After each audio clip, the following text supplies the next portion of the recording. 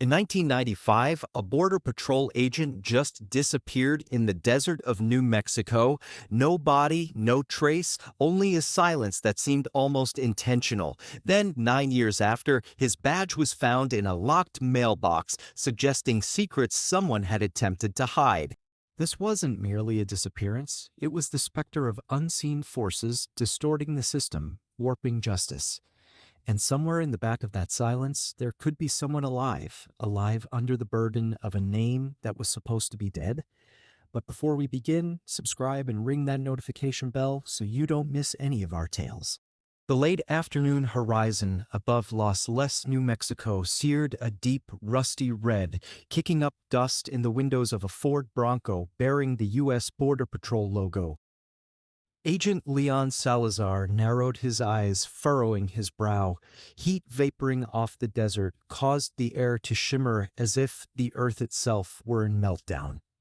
He had already consulted his radio 3 times in the past 10 minutes. Elpra Station was still, too still. No alarms, no distress calls, just the distant whistle of wind over weathered power lines.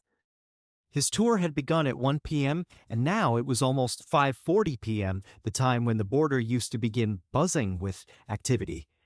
But today, everything was tense, abnormally still. Earlier, Leon had gotten a report from an unmanned control unit in the area of the Sonia Sidro Range. An unregistered silver pickup truck had driven past a checkpoint without halting. Just some local who got lost, probably, he thought. Nevertheless, he did not relax. The station chief ordered him to investigate. Just a formality, they told him. But go early if you can. He didn't debate. This was his work, the purpose he wore the olive-green uniform, reeking of sun and sweat. One hand grasping the steering wheel, eyes sweeping every dusty ridge and scrubby bush, Leon continued on. And then Frank Wallace's comforting voice came over the radio. Leon, follow the planned course. Don't take 102 again. Today's GPS route is 77C. Leon hesitated. 77C was a detour 3 miles longer, full of rocky hills and tricky to monitor. But the map he had checked that morning said 102 was faster, simpler. After a moment, he nodded to himself and spoke into the radio. Got it. I'll update if anything's off. Inside the Bronco, the air was thick with the smell of hot plastic and worn leather. On the passenger seat, a small notebook lay quietly, holding a photo of his wife, Miriam, smiling with her eyes closed, the sun casting warmth over the backyard of their old house. That morning, she had told him, be back before 7, we're having pozole tonight. He had nodded, never imagining it would be the last time he saw her. Then, at 5:58 p.m., the GPS signal cut out. The radio remained on, but no one picked up. The last photo on the security camera, Leon, left hand on the steering wheel, right hand on the radio toggle, eyes scanning the road ahead. And then, nothing. The photo flickered and ceased. No car, no tire tracks, no lost items, just quiet as if Leon and the Bronco had vanished from the desert. But the wind kept blowing the sand. The sky still glowed that uninterested red, and twilight spread over the dry land, feigning nothing was amiss. Something was, though. Something no one ever spoke out loud at the station. Leon Salazar's duty log for September 4th, 1995 in the Elpra files was blank. Not one word written. Dawn in Los Les did not come with trumpet blasts. It seeped in stealthily, murmuring through the Venetians and rousing dust on the old window frames. Miriam Salazar stirred before her alarm clock, as she had done for 9 years every morning, anticipating something she could not quite identify. The landline rang at 6:13 a.m., an hour when calls usually meant urgency, if not trouble. Miriam shot upright, her heart thudding, a reflex she had carried for years alongside a border agent husband. By the third ring she picked up, voice rough from sleep. Hello? Mrs. Salazar? The voice was calm, measured, but unfamiliar. I'm Agent Elena Guerrero, Department of Homeland Security. Miriam's breath caught. Those words, Department of Homeland Security, were a mixture of relief and fear she hadn't felt in nearly a decade. Yes. I'm Leon Salazar's wife, she replied, eyes fixed on the blinds, where the first pale light of morning was spreading across the kitchen. A hesitation on the other end held for a beat before the agent went on. I apologize for calling so early, but I need to get some information confirmed. Yesterday morning, during sorting of abandoned mailboxes at the Lost Distribution Center, employees discovered something noteworthy. Miriam clamped the receiver between her ear and shoulder, her heart pounding. Mailbox 68, locked unclaimed for close to 10 years, was opened. We discovered a cloth bag inside and a Border Patrol badge with Leon Salazar's name. The kitchen seemed unbearably still. Each tick of the wall clock pierced the air like a keen note. Miriam's breast constricted as if the air around her had been severed by a chill, invisible blade. "A badge?" she whispered, hardly willing to say it out loud. "Yes," Elena went on. "It's a bit oxidized, but the ID number is readable." There was also a fragment of uniform material torn at the shoulder and a strip of paper, maybe your handwriting, with the words, "I didn't break." They did. Miriam shut her eyes. The words hit her like a saw, not only for what they said, but for the hand they were written in. The leaning letters, the trembling word break, it was Leon's writing, recognizable when he was disturbed. "Why now? Why only today?" she trembled out. Elena's soothing voice clarified. It was a rented container under a private company name due to expire in 1998. Someone could have put the evidence in it after Mr. Salazar went missing. The new tracking system didn't alert them since nobody reported it as locked. Miriam stood, going to the sink, turning on the faucet, but not drinking. Her hands trembled as Elena continued, "I've sent this to my superiors. But before sending anything to Washington, I wanted to ask you directly, is this your husband's badge?" Miriam nodded minutely, not seeing that she couldn't be seen. "Leon never took that badge off, even at home?" "It was part of him." There was a moment of silence, and then Elena spoke cautiously, "I can be over in 30 minutes with the proof, if that is okay." Miriam confirmed her address and hung up. She stood by the window for an eternity, sunlight now streaming in, golden as dried straw. The kettle clicked in the kitchen, its standard morning call, but today everything seemed different. For a decade, Miriam had grown accustomed to living without, not dying. Leon was never formally declared dead, leaving a living absence, a fissure in her life that expanded incrementally year by year. She sometimes pictured him walking some other wasteland, some other planet where no one requested documents, no one pressed delete on his existence. She had written letters to Homeland Security, brought lawsuits, called the press, broken down in public markets, and always silence. Then waiting, and now a locked mailbox, a badge, a brief, arid statement scrawled in familiar script, "I didn't break." When Elena had knocked at 6:49 a.m., Miriam was prepared. She wore the navy dress that Leon used to enjoy, a touch of pale lipstick, perched upright as if for an unofficial trial. Elena was small, with black obsidian eyes, sporting a tan file bag. She deposited the badge on the table and modestly opened the fabric lining. Miriam peered in. It was Leon's badge.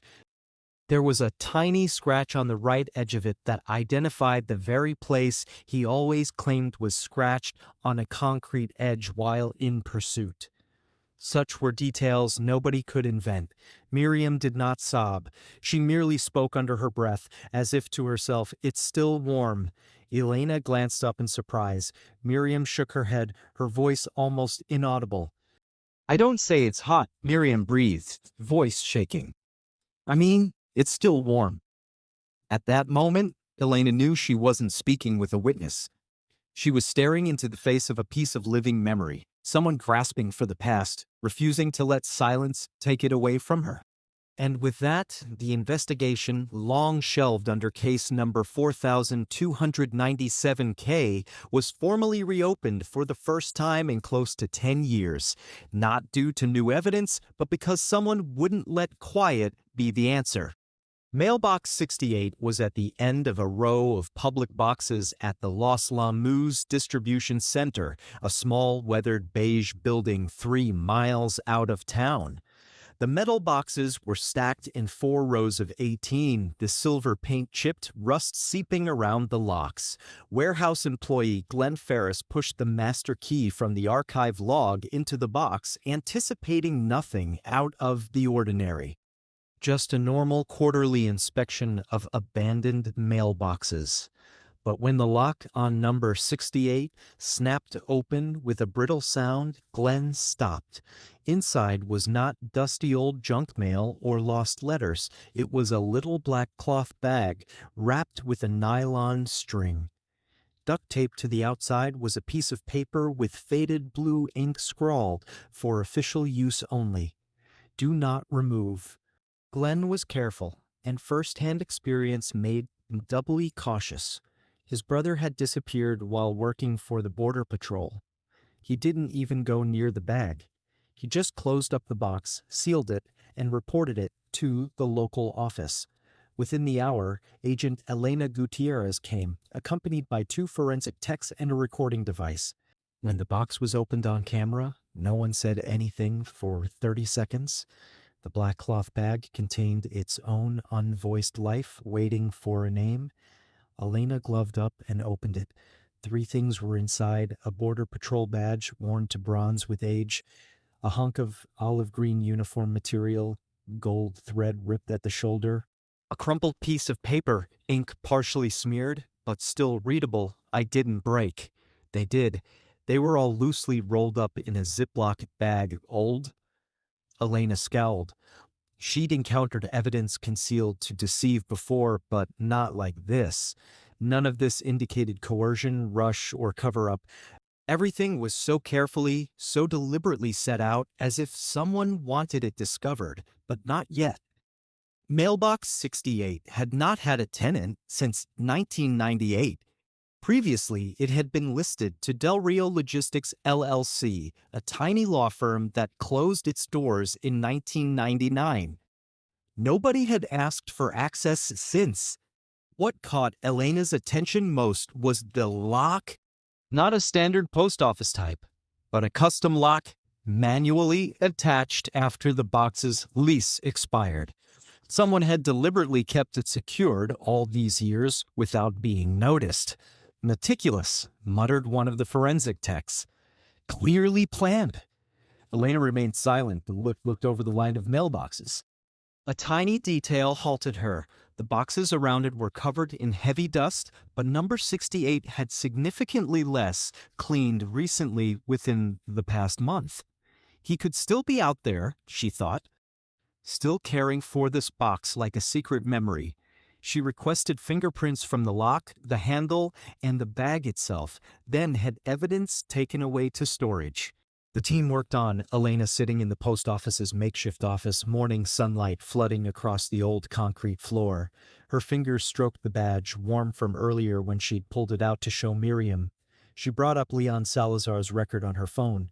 Status: missing in action. Case closed. 1996. Observed. No indication of foul play. Voluntary disappearance possible. Elena said the words to herself. No signs of foul play. So why the note? The ripped cloth?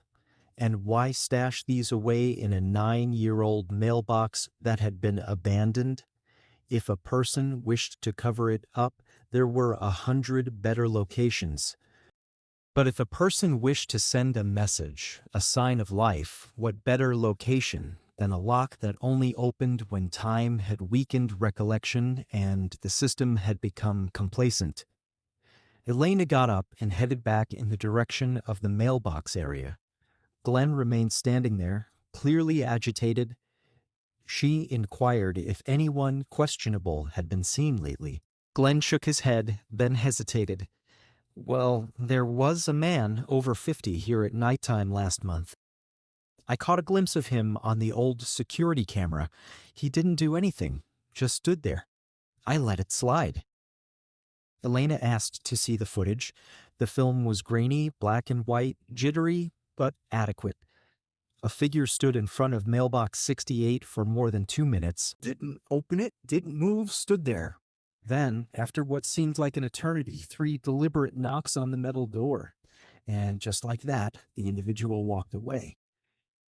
No license plate number, no identifiable face, but Elena didn't require evidence. She knew this wasn't a stranger. Those 3 taps were a message, a call to anyone who was willing to wait, anyone who was willing to listen. The mailbox had now been opened. The larger question was, who would open the next one, and what was waiting for them behind it? Miriam sat on the steps of the porch, those same steps where Leon would put his coffee each morning before going out to El Prada. Over the years, the tiles cracked, the cracks filled with dust and scrubby weeds.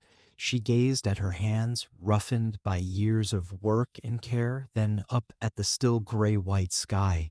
It was the same sky, the same house, the same September, but 9 years earlier, that very same month had incinerated her world. September 4th, 1995. Miriam had been working a night shift at the tiny Los Lis library. Then there was the telephone call from one of Leon's co-workers, voice strung tight but in control. He didn't report back to the station, and we can't get him. Initially, she believed it was a technical error, a lag. Leon was careful to the extent of annoying other people. He once told her, "My job isn't catching border crossers. It's coming home on time." But he didn't come home that day. No trace ever turned up, no Ford Bronco, no last radio transmission, no tire tracks, no witnesses. It was like he'd fallen through a tier between the border and the dark. For the first couple of weeks, Miriam hardly slept or ate. She phoned every border post, every agency. She visited El Prada herself among olive green uniforms and sympathetic glances, demanding security tapes, duty records, anything. She shouted at the station commander, a thick-set man named Dunning. "You say he took the wrong way, but who allocated it? Did anybody check that he did change routes?" He just bowed his head and said nothing. "We did everything we could." She didn't believe him. She got a lawyer, filed complaints with Homeland Security, called 2 local television stations. A young reporter came to her kitchen and asked, "Do you believe that he went on his own?" That question shattered her, not with the potential, but with the fact that it was asked so carelessly, like vanishing was as easy as going for a stroll. They proposed theories: abducted by a cartel, perhaps a double agent, or that he had lost his grip and walked away. Missing slowly became abandoned without reason. A year went by, and the formal file was closed with the harsh words: "No signs of foul play, assumed dead." No body, no apology. Only a flimsy letter from Homeland Security informing her that pension benefits would be terminated within 12 months unless new evidence emerged. Miriam never discarded it. She sandwiched it between 2 panes of glass and left it on the altar next to Leon's photograph, a reminder of how an individual could be wiped out with 1 line of text. She attended a support group of families of the disappeared, where mothers and wives exchanged tales of nameless vanishing. But she quit after a few meetings. Leon's tale was too subdued. No sensational facts, no bloodshed, no nemesis, only an emptiness, and nobody knew how to fill it. Once, she went to see the priest at San Rafael Church and inquired, "If swallowed up by silence, does God hear?" He recited a line from the Bible, but she didn't catch what it was. She never went back. Each year on the day Leon went missing, she put a steaming hot cup of black coffee, not a single sweetener, just the way he preferred it, on the porch. Occasionally, she'd sit there for hours, waiting, and of course, nothing. Time didn't mend, as people would say. It merely numbed the hurt, like a burn long ago, no bite, but a persistent ache when the seasons changed. Then, one morning, the phone rang at 6 a.m. A strange woman's voice spoke, saying, "We found your husband's badge in a locked mailbox." For the first time in 9 years, Miriam felt her heart pound from something other than sorrow. Not hope that Leon lived, something finer, more delicate, but a fluttering that perhaps, just perhaps, the silence wasn't final. Miriam did not allow herself to hope for miracles, not that Leon lived, not after all those years. But she did hope that perhaps, just perhaps, all those long years of silence had not been for nothing. That somewhere someone had kept a fragment of him, a fragment of the truth, and now had determined it was time to introduce it into the light. Under the gentle light of her kitchen lamp, she gazed at the badge shining within the evidence bag. It wasn't metal to her, it was memory incarnate. She could picture Leon arriving home from work early, dumping the badge upon the table before he kissed her forehead, which still carried a whiff of road dust and sun-baked skin. She remembered the mornings when he backed the Bronco out of the driveway, serious as ever, like a soldier heading into quiet battle. And his last words that morning echoed in her mind, "Stay warm. I'll be back tonight." He never did come back, but his badge had. No body, no grave, just this one object waiting in silence for 9 long years. To Miriam, that was enough to believe that memory doesn't just fade, it waits, and sometimes it finds its way home. In the DHS Los Lomas office, Agent Elena Gutierrez sat in her makeshift cubicle, the contents from mailbox 68 spread before her. The badge, the fabric pouch, the note, all carefully packaged in evidence bags. She touched each one gingerly, the latex of her gloves rustling like silk across history. The note contained, "I didn't break. They did." Those words stayed with her, weighted and disturbing. The letters slanted, uneven, implied fear or haste, perhaps both. She instructed her forensic unit to perform every conceivable test, ink analysis, fingerprints, even microfiber traces. But the biggest shock was when a technician discovered something anomalous, a subtle additional seam on the bottom of the fabric pouch. Elena sanctioned a precise incision, and between 2 layers of coarse cloth, they discovered a small silver-gray USB drive. An older model, late 90s vintage. No marking, no label. Her heart constricted. A digital device concealed in a fabric pocket? That was not coincidental. They called in a contained, air-gapped computer. No net, no danger. When they cracked open the drive, there was only one file, encrypted, password protected. Elena scowled. 102 was the control path Leon had traveled on the day he disappeared, the path he supposedly wasn't on. His boss, Frank Wallace, had asserted Leon strayed off course, but this file's title seemed like a straightforward contradiction, as though Leon had abandoned his own digital testimony. She attempted every self-evident password, birthday, ID number, badge number, and got nothing. She copied it to the state lab for further analysis and stored the original in a secure place. But that wasn't the end of it. That afternoon, Glenn, the postal clerk who'd initially discovered the items, came back to her office, frowning. "Agent Gutierrez," he said, "I think I left something out." He extended a small package covered in tattered newspaper. Within was a yellowed mini cassette tape, the type contained in handheld recorders years ago. Elena's heart raced. "Where did you discover this?" "In mailbox 68's wooden drawer," he replied. "It was stuck deep." Later, in a soundproof room, a vintage cassette player whirred to life. The tape hissed, then crackled. And then Leon's voice. "September 4th, shift Route 102, 1,742 hours. Overtaking unknown vehicle. Silver pickup, license plate covered partially with tape. 3 individuals aboard. One just gestured to stop. Pause. The soft crunch of feet through desert sand. Leon once more, low-pitched. They spoke of Frank Wallace. They want me to phone him. Elena was paralyzed.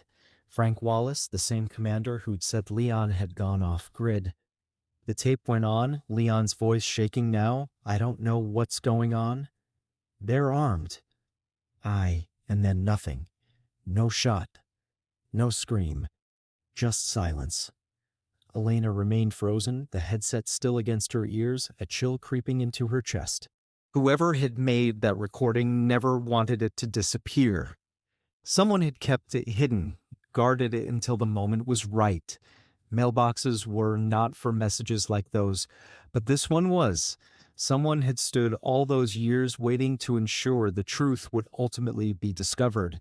And now, finally, it had.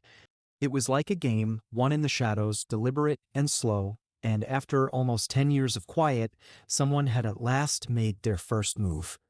As the sun fell outside the office windows, Elena sat at her desk, the cassette still resting motionless next to her notebook. She took up her pen and scribbled only 3 lines, then she simply gazed at the tape. The longer she gazed, the thicker the air around her grew. It wasn't hope she felt, and it wasn't rage. It was something colder. The keen, crawling feeling that someone knew she was digging once more. Not observing from afar, but near. Very near. And that they were waiting to discover how far she'd traveled down the same road Leon had trod in the past, the road where truth was hidden away like a discarded treasure. The following day, just after noon, Elena pulled up in front of a brick house on a faded street in a rundown neighborhood on the west side of Las Lomas. The grass was thin and yellow, the sort that had not watered or mowed in months. An old pickup rested in the half-open garage filled with rusty toolboxes and extra tires. She double-checked her bag, Leon's badge, the mini-cassette, and a printout of the decrypted data extract. Then she stepped out and headed toward the front door. The man who opened it was Frank Wallace, early 60s, lean but still heavy, with the watchful posture of a man who had waited too long for too many years to learn questions he wasn't ready to answer. His welcome wasn't warm, but it wasn't shocked either. It was like he'd expected this moment to come someday. "Who are you?" he dryly asked. "Elena Gutierrez." "Department of Homeland Security," replied Elena, holding up her badge. "I want to discuss Leon Salazar." Frank hesitated, his eyes stuttering like old film. Then he moved out of her way. "Come in." The house had a faint scent of motor oil and stale food. The dinner table was littered with unpaid bills and yesterday's papers. Frank filled 2 glasses with tap water, no ice, no attempt at welcome, and sat across from her, resting his chin in one hand. "What do you want to know?" Elena leaned forward slightly. "On September 4th, 1995, you were the shift coordinator for Agent Salazar. Records indicate that he went off route on his own. Correct?" "That's correct," Frank answered in a hurry, not batting an eyelash. Elena removed a printed sheet from her folder and set it on the table. "The catch is, a recovered file from Leon's device DS102_log_on.pdf indicates his assigned route was 102, not 77C, as the official records state. Would you care to explain that discrepancy?" Frank glared at the page, his jaw clenching, but remained silent. She didn't let up. "And one more thing. The cassette we found in the hidden compartment has Leon's voice. On it, he's saying the men who halted him instructed him to call Frank Wallace. Want to explain that too?" Frank's fingers began tapping the tabletop this time, a tension-driven rhythm. "I don't know anything about that," he said haltingly. Perhaps he misheard. "I had nothing to do with it?" Elena cut in, her voice hardening. "He disappeared immediately after that meeting. His badge was buried in a padlocked mailbox, and your name was called on that tape. What am I supposed to believe, Mr. Wallace?" Frank stood up abruptly, walked to the kitchen, and poured more water, even though his glass was still full. His back was turned when he said quietly, "Leon was a good man. He believed in the system, in the law. I'm not so sure anymore. Things happen at the border that most people wouldn't believe unless they saw it themselves." Elena's eyes didn't leave him. You stated to investigators that Leon was exhibiting mental instability. Remember that report? Frank stiffened his shoulders. I was made to write it, he replied after a silence, after they resolved the case. I assumed it would stop there. They? Elena asked. Who made you do it? There was no answer. The kitchen was silent, with only the quiet tick of a wall clock. Finally, Frank turned, placing his glass in the sink. His face was suddenly older. A special coordination group out of El Paso, he said. No uniforms, no name tags. They moved in right after Leon disappeared, went through all the files, questioned us. Then they rewrote sections of the report. Clean, controlled, final? Elena leaned forward. Did you write down their names? Anything? I did, Frank confessed, but I incinerated the notes afterward. I was afraid. Miriam, Leon's wife, visited me back in '96. She was crying. I couldn't even face her. I knew that if she learned I kept quiet, she'd never forgive me. Elena rose, cinching her bag strap. I'm not here to forgive you, Mr. Wallace. I'm here to resurface what everyone else attempted to cover. She went to the door but hesitated before going out. One more thing, she said, turning. Why did they say your name on that tape, Frank? What was it that they knew of you that Leon didn't? His gaze wandered towards the window where a thin light of afternoon fell upon the parched lawn outside. Then very quietly he replied, because I worked for them once. Elena's eyes contracted, and in that instant she realized the tale was far deeper and much blacker than anyone had ever had the courage to acknowledge. Them? She asked softly. Frank nodded weakly. The Grey Road faction. No code, no name. They handle border intel, not for protection, but for greed. And Leon, he overheard something he shouldn't have. Elena departed from his home in silence, the western horizon copper-red with burning sky, wind howling through the decaying fence like ghosts sharing secrets. An old friend had spoken. Now she herself was entering a world where any given word could be lost, where truth did not die from denial, but from fear, the fear of speaking it out loud. The following morning, she traveled south, the golden sand spread over low ridges, the wind bearing that acrid, dry smell of burned wood. She was going to visit Tomas Aguilar, an in-town witness who'd approached the police in 1995, just weeks after Leon Salazar vanished. His testimony had never been included in the official record. Elena had found his name written in a hand-scrawled note deep within the local archives, hidden among nameless documents, like it was wished it would not be discovered. Tomas lived on the edge of the old Hopi Reservation in a makeshift house of corrugated metal and plywood. Few ventured there without knowing exactly where to go. When Elena arrived, he was waiting on the porch, slightly hunched, but with eyes sharp and alert.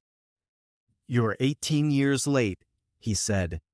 No greeting, no small talk. Elena nodded. She understood perfectly. Inside, the home was small but neat.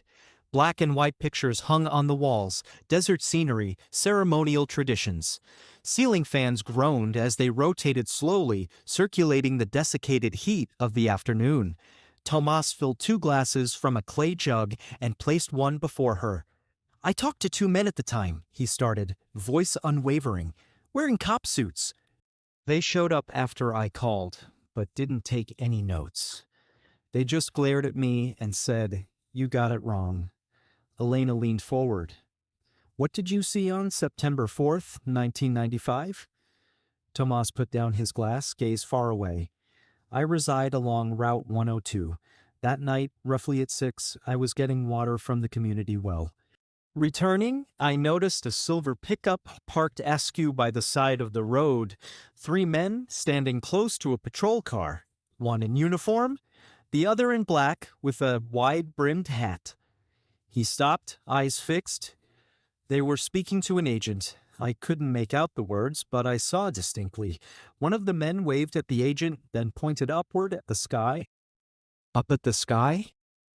Yes, Tomas replied, as if a warning or a threat. He breathed in. A minute later, the man in black approached. The agent, most likely Leon, moved back. He didn't pull out his gun, didn't struggle, just stood stock still. No lights, no plates. They shoved Leon inside. I thought it was internal, but when I questioned the police afterward, they said no such car was reported. A woman observed unusual headlights at night. A kid discovered discarded shell casings along a fence. All dismissed. Elena inquired about clothes, car specifications, license tags. Tomas was unable to remember more.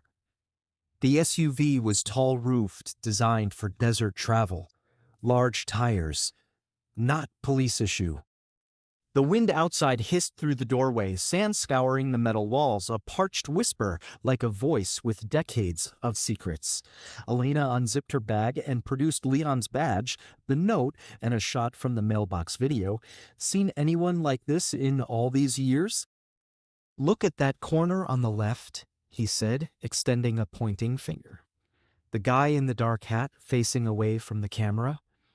Anything unusual? Elena asked. I saw him once again in 1997 at an open town ceremony, Tomas was saying in a low voice. Nobody knew who he was, but presented him as a border strategic corridor representative. I remember because he did not say a word, just stood there, observing. Elena took a photo of that corner of the picture, measured and thoughtful. A still, almost violent thought was creeping into her head. Leon hadn't merely encountered smugglers or freelance thugs, he had touched something deeper.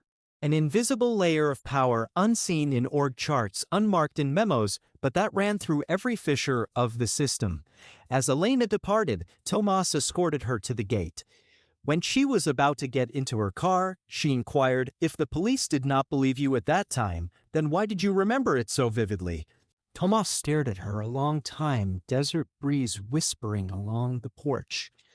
Because I saw a man not afraid. He didn't bow. He didn't flee. I never forgot that look, and I knew if I forgot then, Elena didn't respond. She just nodded and sped away, her mind working over information like pieces of a puzzle, a plateless SUV, a name spoken on an off-tape, a witness removed from the file, and a man who remained immobile as the world around him collapsed. The whispers in the sand were still there. She understood they'd simply been waiting for someone with enough patience to hear them out. And now she was beginning to do so.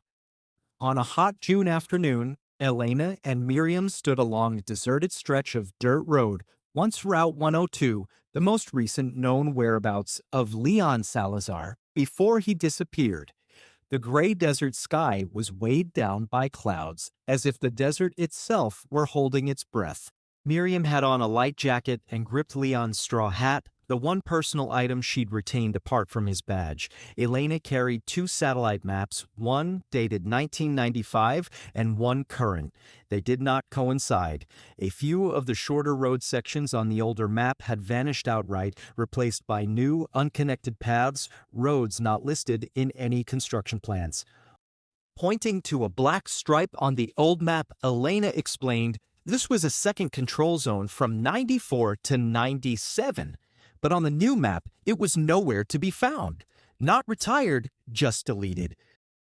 With what was it replaced? Miriam asked, her eyes scanning the empty wasteland.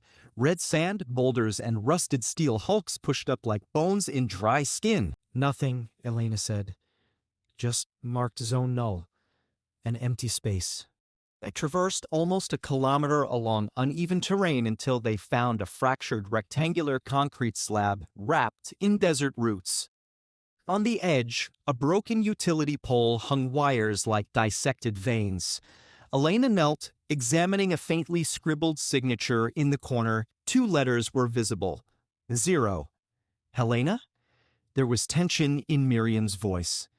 She knelt beside a fallen wall, perhaps from an old temporary building, and gently retrieved a small thing, a shattered silver-edged lens, its center labeled with a worn-out tag. Elena picked it up. Tactical sunglass lens. Special Forces issue. She surveyed the area. No need for this to be here unless someone was working covertly. Beneath the concrete, imprints indicated that there used to be a small command post.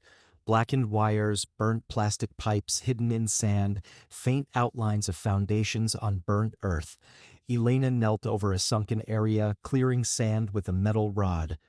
Behind it, a twisted metal trapdoor latch protruded with evidence of being pried open. "This could be where Leon was taken," she whispered. "Not along the road, not in a car. Right here, in a checkpoint destroyed from all records." Miriam clenched the hat's brim. Why cover it all up? Who were they afraid of? Elena looked up at the sky as sunlight broke through dusty clouds, illuminating the sand like a confession far too late. They were afraid of the right questions. They slept in the shade of an old mesquite tree. Miriam gave Elena a bottle of water and sighed. "Leon told me they had a temporary checkpoint for 3 weeks to close off trafficking routes, and then it disappeared. He said it can't last too long." Elena's eyes narrowed. "And he was here?" Miriam nodded. "A week before he disappeared, he came home late. Shirt powdered white with sand, smelling sweeter of sweat than normal. I asked what was wrong." Miriam's voice shook as she told it. "He just said that place isn't right." Elena held her notebook, jotting down wildly.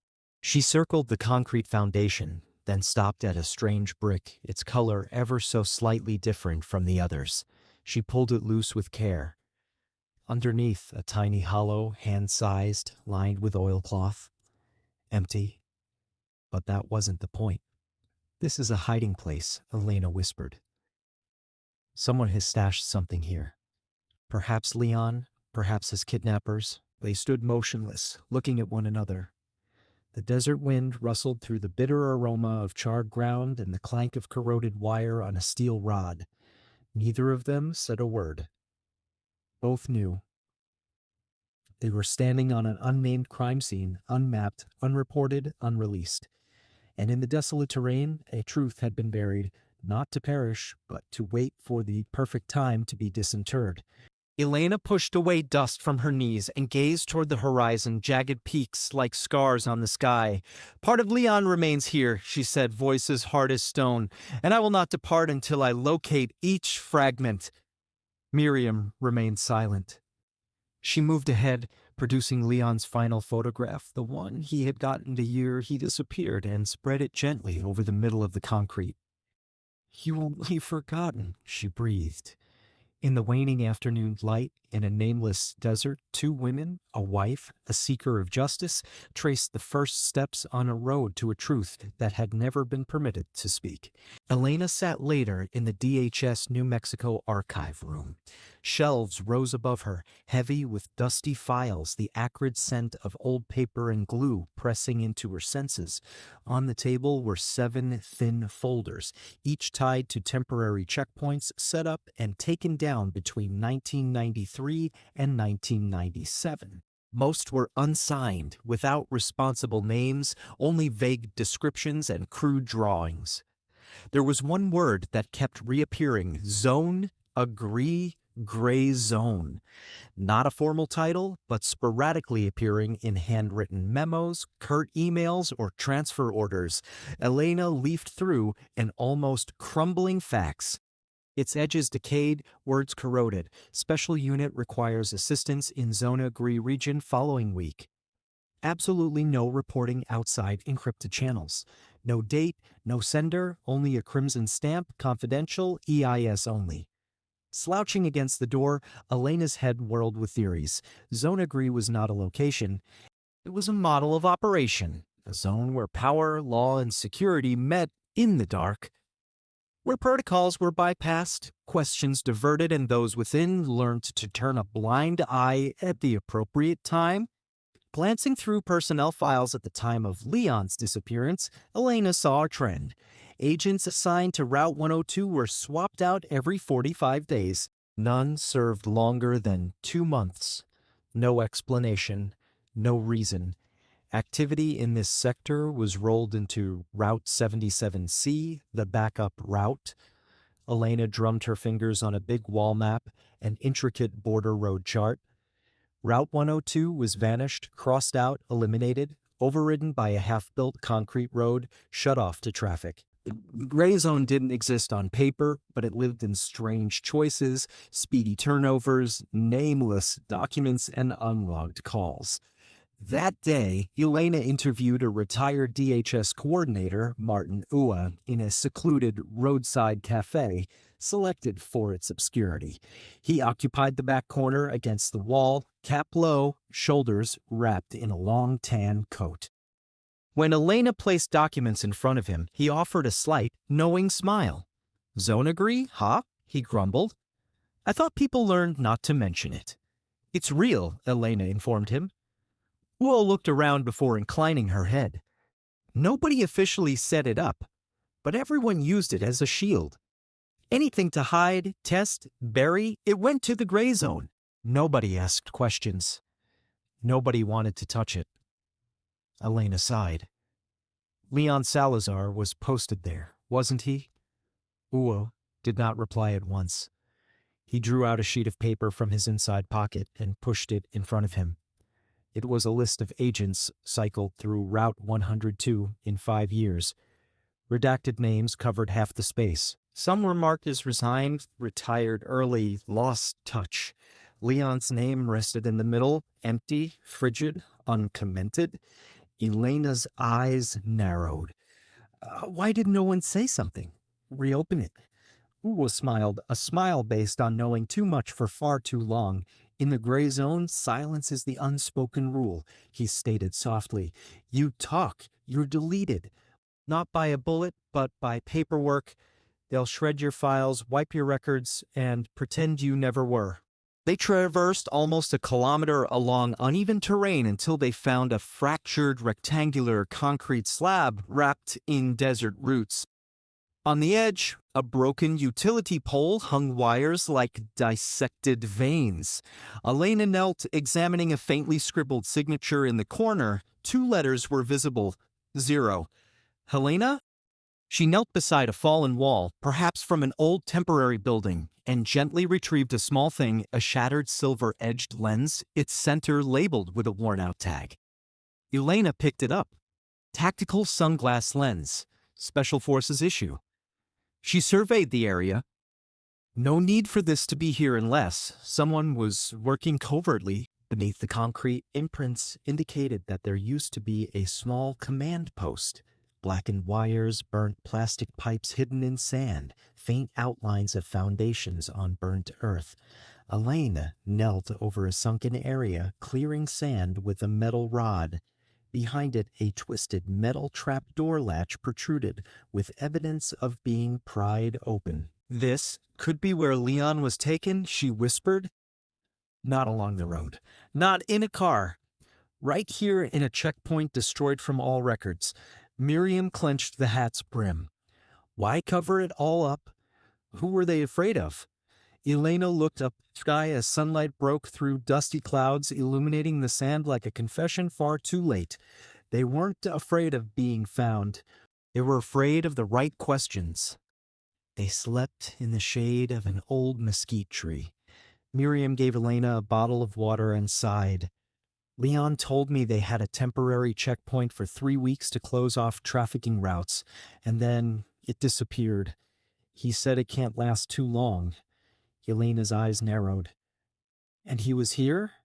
Miriam nodded. A week before he disappeared, he came home late. Shirt powdered white with sand, smelling sweeter of sweat than normal. I asked what was wrong. Miriam's voice shook as she told it. He just said, that place isn't right. Elena held her notebook, jotting down wildly. She circled the concrete foundation, then stopped at a strange brick, its color ever so slightly different from the others. She pulled it loose with care. Underneath, a tiny hollow, hand-sized, lined with oilcloth. Empty, but that wasn't the point. "This is a hiding place," Elena whispered. "Someone has stashed something here. Perhaps Leon, perhaps his kidnappers." They stood motionless, looking at one another. The desert wind rustled through the bitter aroma of charred ground and the clank of corroded wire on a steel rod. Neither of them said a word. Both knew. They were standing on an unnamed crime scene, unmapped, unreported, unreleased. And in the desolate terrain, a truth had been buried, not to perish, but to wait for the perfect time to be disinterred. Elena pushed away dust from her knees and gazed toward the horizon, jagged peaks like scars on the sky. "Part of Leon remains here," she said, his voice as hard as stone, "and I will not depart until I locate each fragment." Miriam remained silent. She moved ahead, producing Leon's final photograph, the one he had gotten the year he disappeared, and spread it gently over the middle of the concrete. "He will not be forgotten," she breathed. Elena sat later in the DHS New Mexico archive room. Shelves rose above her, heavy with dusty files, the acrid scent of old paper and glue pressing into her senses. On the table were 7 thin folders, each tied to temporary checkpoints set up and taken down between 1993 and 1997. Most were unsigned, without responsible names, only vague descriptions and crude drawings. There was one word that kept reappearing: Zone-Agree, Gray Zone. Not a formal title, but sporadically appearing in handwritten memos, curt emails, or transfer orders. Elena leafed through an almost crumbling fax. Its edges decayed, words corroded. Special unit requires assistance in Zone-Agree region following week. Absolutely no reporting outside encrypted channels. No date, no sender, only a crimson stamp, confidential, EIS only. Slouching against the door, Elena's head whirled with theories. Zone-Agree was not a location. It was a model of operation, a zone where power, law, and security met in the dark, where protocols were bypassed, questions diverted, and those within learned to turn a blind eye at the appropriate time. Glancing through personnel files at the time of Leon's disappearance, Elena saw a trend. Agents assigned to Route 102 were swapped out every 45 days. None served longer than 2 months. No explanation, no reason. Activity in this sector was rolled into Route 77C, the backup route. Elena drummed her fingers on a big wall map, an intricate border road chart. Route 102 was vanished, crossed out, eliminated, overridden by a half-built concrete road, shut off to traffic. The gray zone didn't exist on paper, but it lived in strange choices, speedy turnovers, nameless documents, and unlogged calls. That day, Elena interviewed a retired DHS coordinator, Martin O., in a secluded roadside cafe, selected for its obscurity. He occupied the back corner against the wall, cap low, shoulders wrapped in a long tan coat. When Elena placed documents in front of him, he offered a slight, knowing smile. "Zone-Agree, huh?" he grumbled. "I thought people learned not to mention it." "It's real," Elena informed him. Aunt Aula looked around before inclining her head. "Nobody officially set it up, but everyone used it as a shield. Anything to hide, test, bury, it went to the gray zone. Nobody asked questions. Nobody wanted to touch it." Elena sighed. "Leon Salazar was posted there, wasn't he?" Oa did not reply at once. He drew out a sheet of paper from his inside pocket and pushed it in front of him. It was a list of agents cycled through Route 102 in 5 years. Redacted names covered half the space. Some were marked as resigned, retired early, lost touch. Leon's name rested in the middle, empty, frigid, uncommented. Elena's eyes narrowed. Why did no one say something? Reopen it. Ua smiled, a smile based on knowing too much for far too long. "In the gray zone, silence is the unspoken rule," he stated softly. "You talk, you're deleted. Not by a bullet, but by paperwork, they'll shred your files, wipe your records, and pretend you never were. She turned the photograph over. Blurred blue writing scribbled across the back. Elena stiffened. 1999, 4 years since Leon had disappeared and was pronounced dead. Her initial reaction was shock. It was a hoax, but training won over her amazement. She examined the picture thoroughly, Kodak paper, proper watermark, good texture. No digital manipulation. No splicing. The light, the grain, the warmth of actual sunlight, it was genuine. If it was genuine, that would mean Leon was alive, at least until 1999, and if he had lived, why didn't he return? Later that evening, Elena went to Miriam's place. She set the photo on the table with care. Miriam opened her eyes wide. She fell silent for quite a while before her hands started shaking. "I recall that day," she whispered. "A stranger snapped it. I didn't know it still existed." "Do you recall the man in the background?" Elena asked. Miriam shook her head slowly. "No. When I turned around, he was gone. I thought he was just going by. But for a moment, I could sense someone standing near. Too near. Like he wanted to step forward, but couldn't." Elena nodded quietly. "I think that was Leon." Miriam pushed her lips tight, suppressing tears. If it was him, why didn't he come? Why didn't he say my name? Elena didn't reply. Too many options, and none of them good. Perhaps Leon had had to live underground. Perhaps he'd been intimidated into silence. Or perhaps he avoided them to keep them safe. With the dawn breaking, Elena departed Miriam's house, carrying a printed copy of the photo with her. Returning to her office, she listened to Leon's last tape again. His voice whispered quietly through the airs, "If I don't make it back, this needs to be heard." Leon didn't return, but he hadn't really left either. Tracing the mailbox number, she discovered something strange. Mailbox 142 had belonged to a defunct government project known as the Border Light Initiative, active from 1991 to 1998. It had quietly managed the flow of sensitive information between border field units and federal offices, then vanished without explanation. Just like Leon, just like the truth. But unlike all else in this instance, this mailbox had reopened. Someone, somewhere, had ensured that this clue had found its way to her. For the first time, Elena became aware that she was not alone. Someone in the background was assisting her, monitoring her footsteps, protecting the fragments Leon had left behind, holding them until the moment to bring them out. The actual question was no longer, is Leon dead? It is a story about memory, courage, and the spaces between what is recorded and what is real. Leon Salazar did not vanish because he failed or surrendered. He disappeared because the world he served demanded silence, and silence was a language he could not ignore. Ultimately, the gray area was left, an area where systems warp, documents deceive, and reality conceals itself. But shards persist, a tape, a photograph, a badge, the quiet determination of those who recall.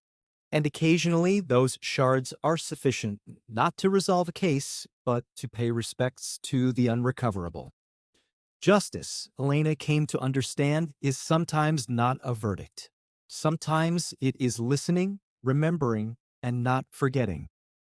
Leon's story was never included in the public accounts. It wasn't placed in press statements or official documents. It was there in the silences, the sealed mailboxes, the secret tapes, and in the hearts of those who would not allow him to be forgotten. And so, to anyone who ever questioned whether one voice can make a difference against a machine designed to remember nothing, Leon Salazar made a difference. Not because everyone knew him, but because someone did not forget, someone did hear, and someone kept his story alive. Some truths never have endings. They have watchful silence. And in the silence, life and justice is sustained. The desert has its secrets, but the whispers of bravery never disappear. It's a deep metaphor for what happens quietly in America today, the conflict between security and human rights, law and imperceptible power, authentic voices, and the machinery of silence.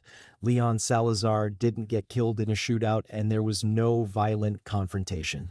He disappeared simply for asking the right question at the wrong time when no one could. His death was never verified, never looked into, and the system forgot him as a corrupted file, erased clean. This is a very real threat in contemporary society, when truthful people are confronted by grays within institutions that do not have adequate safeguards, their truth can disappear. In a society in which faith in the police falters through scandals and whistleblower retaliation, Leon's tale is a harsh reminder. Truth must never hinge on who holds authority to dictate it. As Elena, the recalcitrant agent of silence, we are all capable of protecting justice, not with guns, but with attention, integrity, and the ability to defend truth. The lesson in practicality is plain: document, speak out against injustice, believe your moral sense. Even as a small gear in a gargantuan machine, your memory counts. Because if nobody remembers Leon Salazar, nobody will remember anybody. And when a society forgets the people who defended it, it starts to disappear into the gray area of history. If you think truth should be heard, even when shrouded in silence and power, click subscribe. Let's walk through the unnamed gray areas where memory persists and bravery never yielded. Thanks for being with us. Until the next video. If you prefer, I can also write an ultra-viral, YouTube-friendly version with snappy hooks, a bit shorter for memory, and optimized to get the most clicks, watch time, and shares. It would retain the same dramatic, contemplative tone.